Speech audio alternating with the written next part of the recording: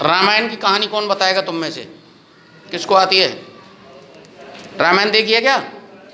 नहीं देखी? राजा दशरथ के कितनी रानियां थीं? जानते हो ना? सबसे बड़ी रानी का क्या नाम था? कौशल्या। और दूसरी केकई। और तीसरी रानी सुमित्रा। तो बड़ी रानी के कितने पुत्र थे? राम।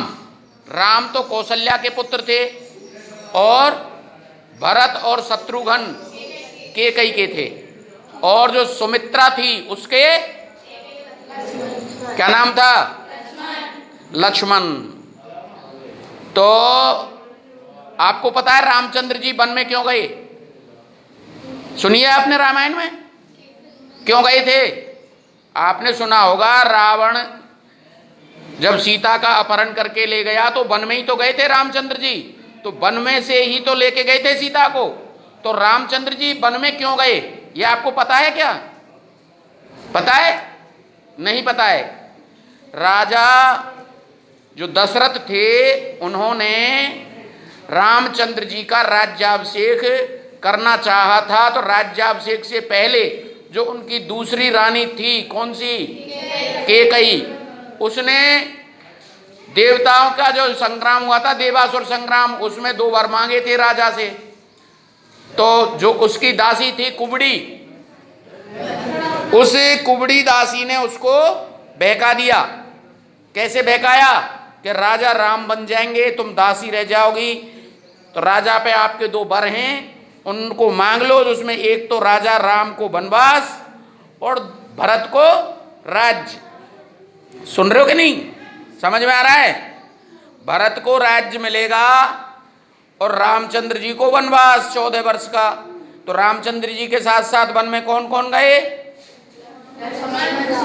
लक्ष्मण और सीता। जब वन में जब रामचंद्र जी विभिन्न विभिन्न स्थानों पर समय निकाल रहे थे, उसी समय एक जगह कुटिया बनाकर कहां पर रहे वो?